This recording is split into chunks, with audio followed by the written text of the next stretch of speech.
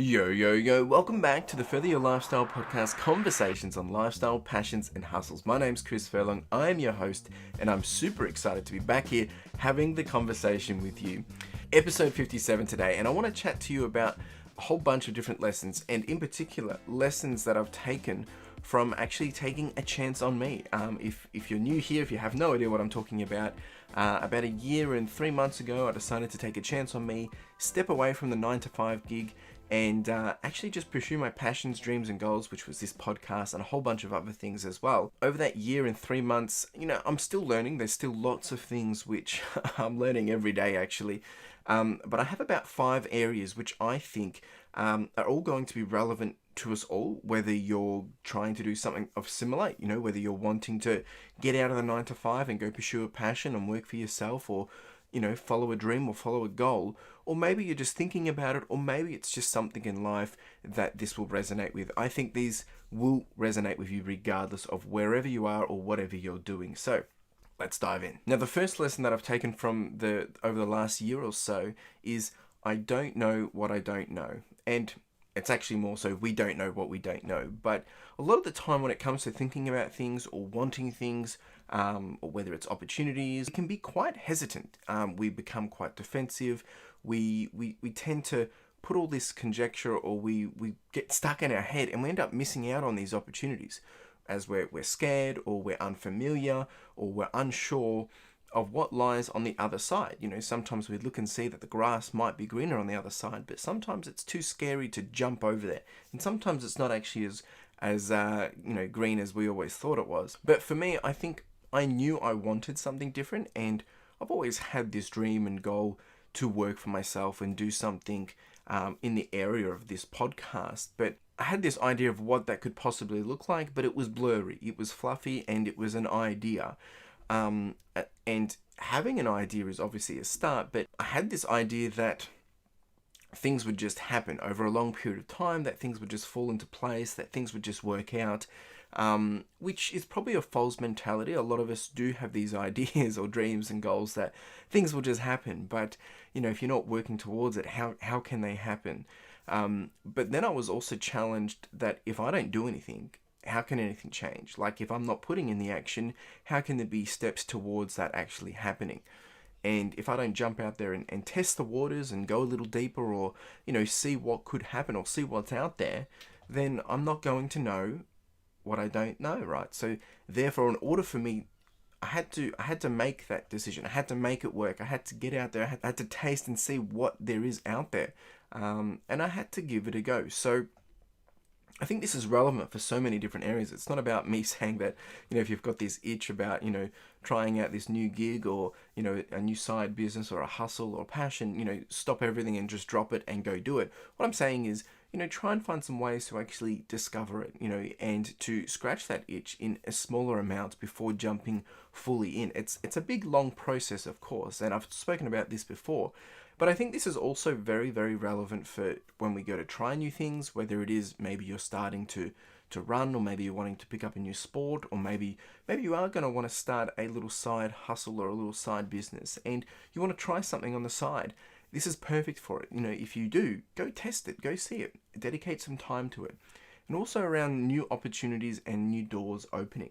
The same thing, there will be people or things that come your way that will offer you new opportunity, and you need to be willing to understand that, look at it with an open mind and be willing to think, does this actually get me to where I'm wanting to go? Now, having gone through the process of trying these new things and experiencing these new things and actually doing it after a year and a bit, this podcast, my reselling business, and a few other little things on the side too, now I know that there is so much opportunity out there. Now I know that there's so many things possible when you put your hands into action, and when you actually go out there with intent.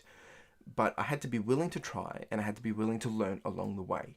And that's what makes all the difference. Number 2 is perspective will change the conversation. And over the last year or so, perspective has been a huge eye-opener for me. And whether it's from doing some regular, reviews, whether it's monthly, or quarterly, weekly, or annually, but I think the big perspective insight for me has been being able to start from zero, start from scratch and build this podcast, build my business, and follow along with that progress.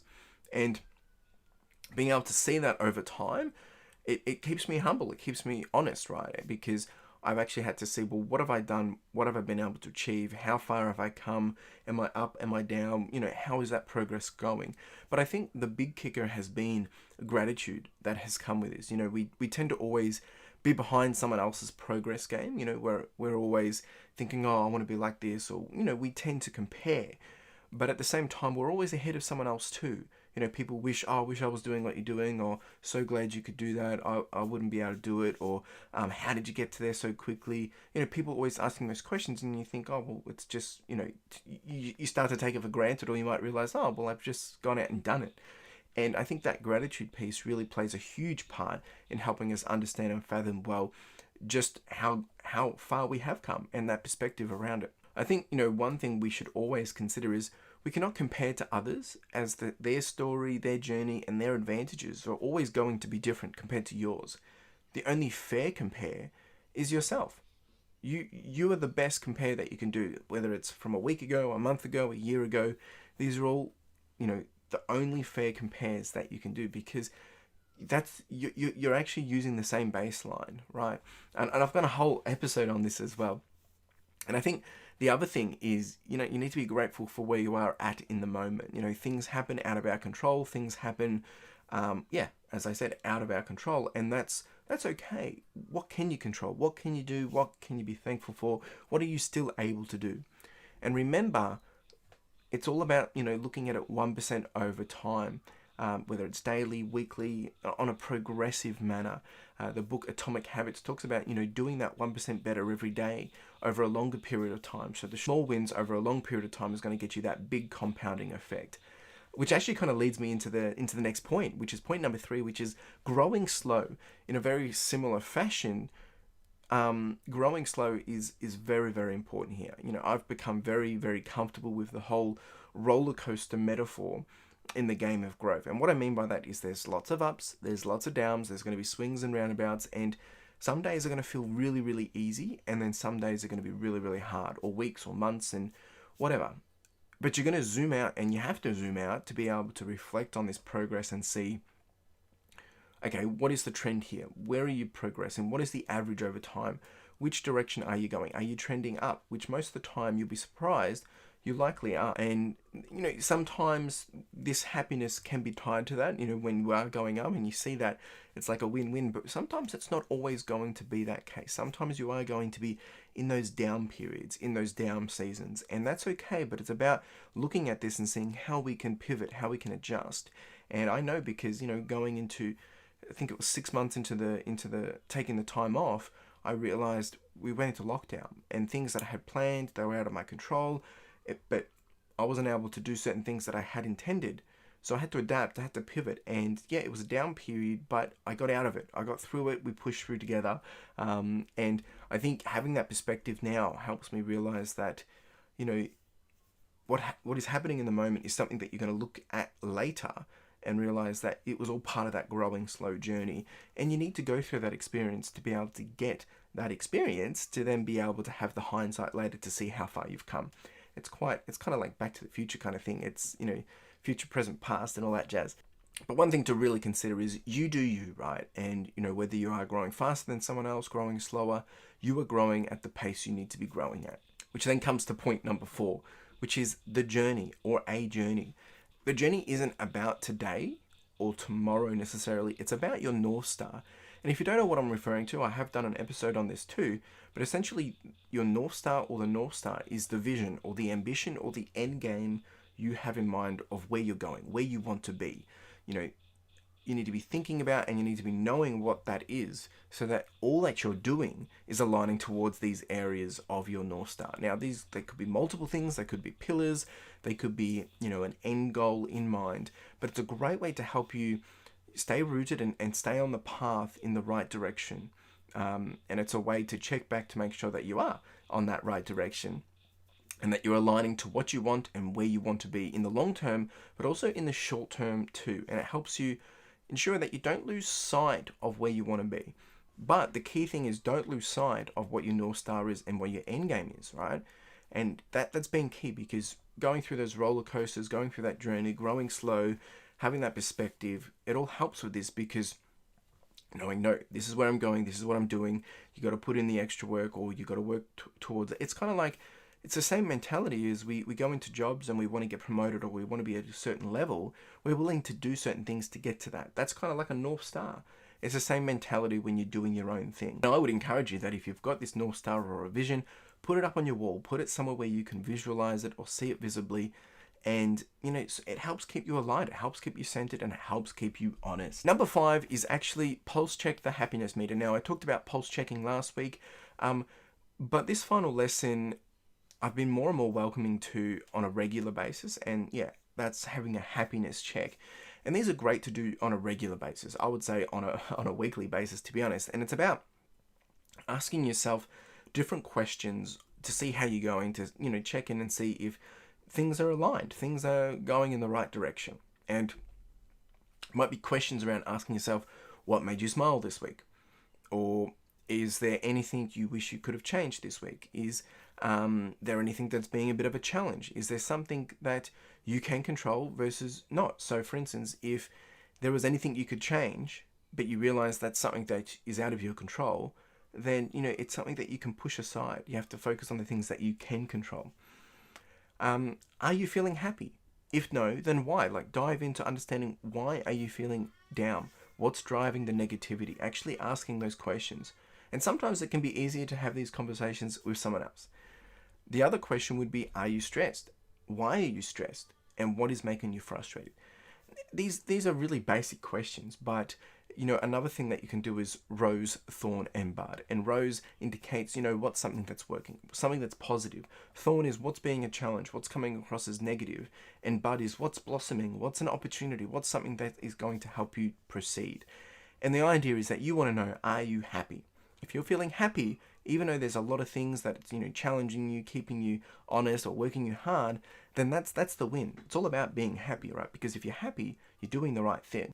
And, doing this pulse check can obviously lead to quite deeper insight or quite a deeper conversation than you expect, but it's a necessary one. Now, I actually have one more lesson, and so that makes it 6, but it's kind of a bonus thing, and it's kind of just popped up in the back of my mind, which is imposter syndrome. And this is real, and it's the real deal, right? It's something usually I have started to now realize that it's been something usually as I start to step outside of my comfort zone, as I, start to jump into something new territory, trying something different.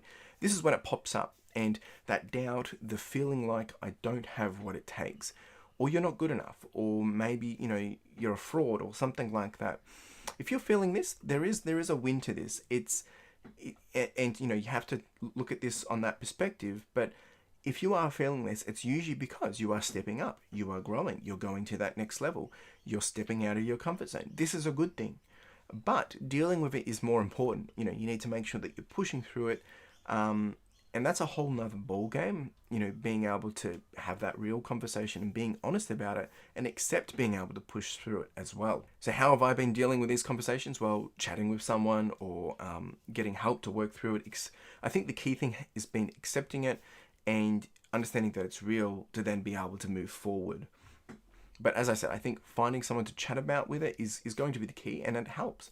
And if you need help to chat about it, then, more than happy to have that conversation. So reach out. So that's it. That's 5 lessons. No, it's 6 lessons. And, that I've learned from taking a chance on me. And I think from all this, right, there's something there that is relevant to who you are, whoever you are, whatever you're doing. And I hope there is something that you can take away. And if maybe you want to talk about that more, do let me know. What I want to say quickly is, there's no regrets from doing this. It's the best thing that I've done. And I would encourage any of you and all of you to look at these lessons and see how they can apply to you, whether it's your current situation, your life and goals, or maybe there's someone else that you think this could resonate with.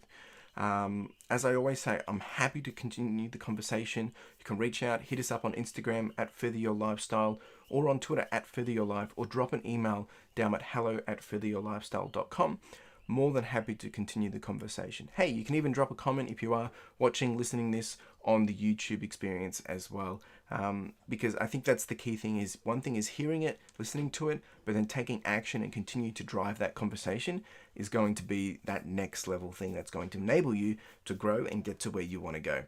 Really do appreciate you, and you have a wonderful day. Cheers. Now, if you didn't know, we do have the podcast merch, and this is with a key focus of enamel pins. Now, if you haven't checked these out, make sure you do, because the intent of these are really just to be a small token and a reminder for you to charge on, to push on, and to further your lifestyle. Whether it is a gift for someone else to encourage them, or maybe to inspire them, or maybe it's a way to motivate yourself, or you can simply just make a purchase to simply support the podcast, which would be greatly appreciated. We do also have some sweaters and some long tees, so make sure you check it out. Link in the description and in the show notes. Really do appreciate it. Cheers.